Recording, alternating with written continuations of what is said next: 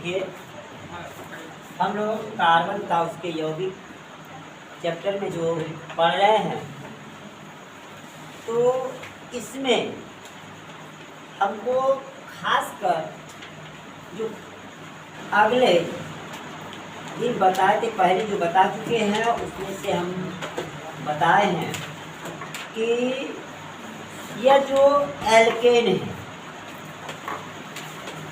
Alkyl halide है, alkyl समूह है, और उसका जो कुछ एल्किल समूह में जो क्रियाशील मूलक लगाया जाता है, उन सारी चीज़ों का वर्णित कर चुके हैं।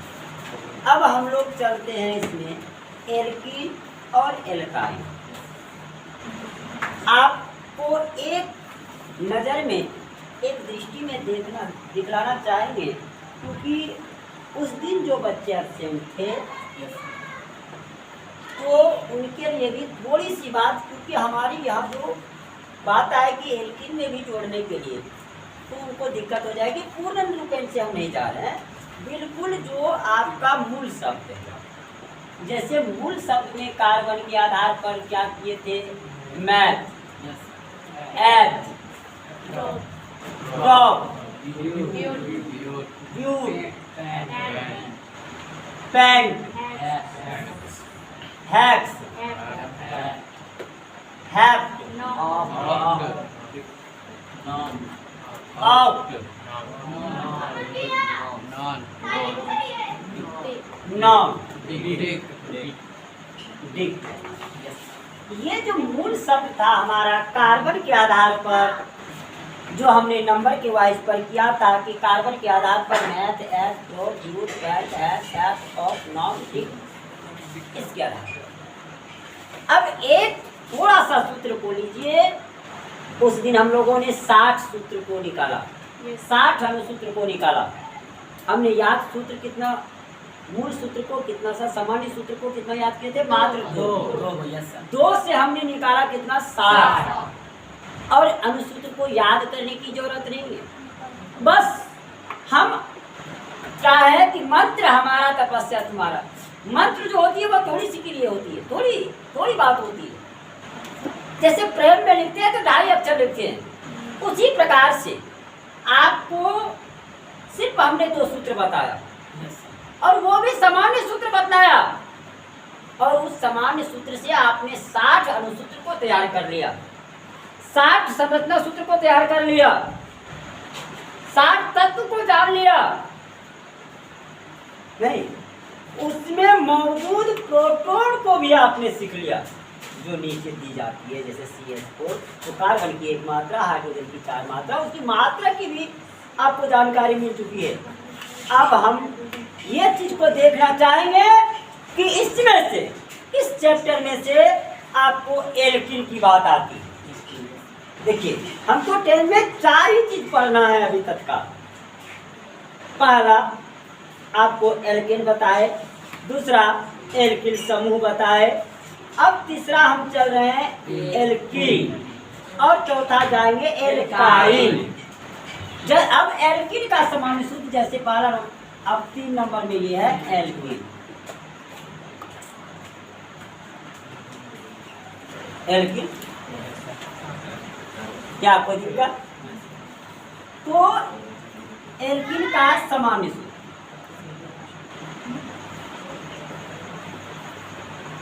सामान्य सूत्र अगर हम देखें तो इसका सामान्य सूत्र होता है CnH2n, बोल लेते हैं CnH2n प्लस, पूछने प्लस इसमें नहीं आता, बात समझ में आई? कहीं कोई दिक्कत है? नहीं सर। अब देखिए, इसका जो हमने सूत्र लिखा, इसके आधार पर हम वहां से चलेंगे। एल्क को हम तोड़ते हैं, इन एल्क जोड़ इन एल्कीन। अब इसमें से आप वहां से क्या करेंगे कि मूल शब्द को, इसको तोड़ने के जगह पर प्रत्येक के लगा करके हम अलग अलग किस्म का नाम डालेंगे। जैसे मैथ है, तो मैथ में इन जोड़ दिए तो क्या बन गया? मैथिन। एथ में जोड़ दिए इन तो क्या बन गया? एथीन। समझ में आ रहा? अब अगर हम मैथिन का अनुसूत्र देखना चाहेंगे, ये जो मैथिन शब्द है इसमें से क्या क्या मिक्सचर है, कितना हाइड्रोजन है, कितना कार्बन है, इसकी जानकारी और इसका अनुसूत्र वो लिख क्या सकते हैं, हम उसके बारे में चर्चा करें। तो आपको सूत्र यहाँ लिखा हुआ है, समान सूत्र क्या? CnH2। तो सी मैथ कितना नंबर कार्बन में है? एक नंबर में। अब H2 गुना N का मान 1, CH2। ये मैथिन। कोई नहीं आया? कोई दिक्कत है? नहीं। अब उसी तरह से एथीन का चलेंगे तो CN तो C2 H2 गुना 2 C2H4। कहीं कोई दिक्कत है? एथीन हो गया। प्रोपीन इस तरह से आप बना सकते हैं 10 सूत्र इसमें से। Ethene, methyl, propene, butene, pentene, hexene, heptene, octene, nonene, decene. क्या कोई दिक्कत? ये सारे अनुसूत्र आपका तैयार हो जाता है। क्या 60 में 60 के बाद ये कितना पूर गया? 70 पूर गया। हाँ पूरी होगा।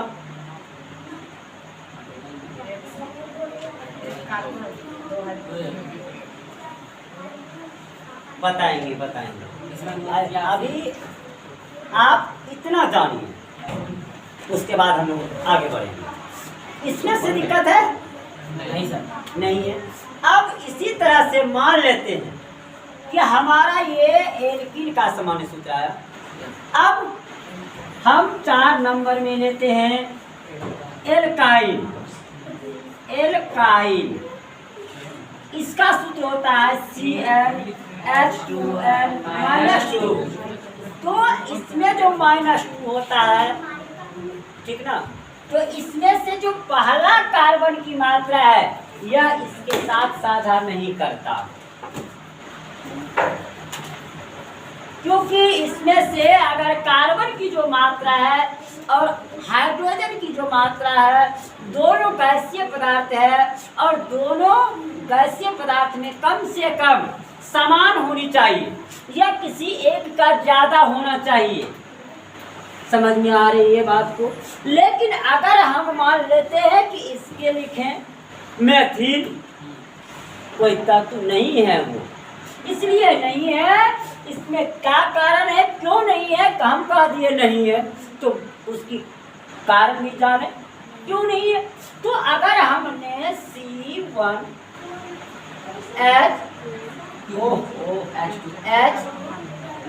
C1H2 गुना 2 गुना 1 -2 तो CH2 -2 CH, ये कहीं किसी का आ रहा है क्या?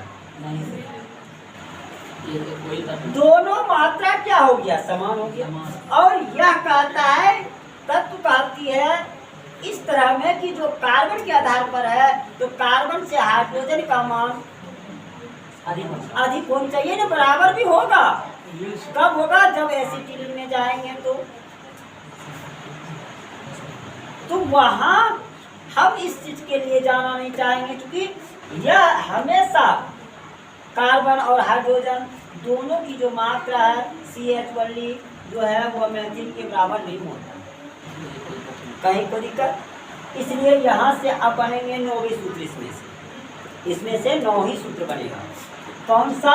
कि कार्बन की एक मात्रा को छोड़ करके बाकी बात सब ले सकते हैं, ठीक है। जैसे L जोड़ I, ठीक है, एल्काइल हो गया।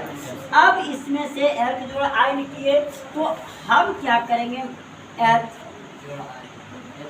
जोड़ I तो क्या बन गया? एथाइल। नहीं बन गया? अब इस एथाइल से ये एथाइन का सूत्र अनुसूत्र हम देखना चाहेंगे कि इन एथाइन को हम अनुसूत्र में कैसे करेंगे, ठीक ना। तो एथाइन है, अब इस एथाइन को जैसे C2 H2 गुना 2 माइनस 2 तो C2 H4 minus 2 C2 H2 दोनों समान हुआ। ये किसका सूत्र है? एथाइन का। इसी को बोलते हैं IUPAC नाम में एसिटिलीन।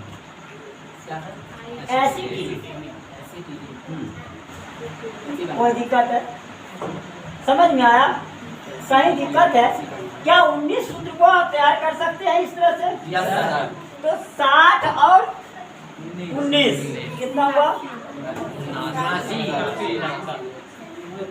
ऐसे है भाई 89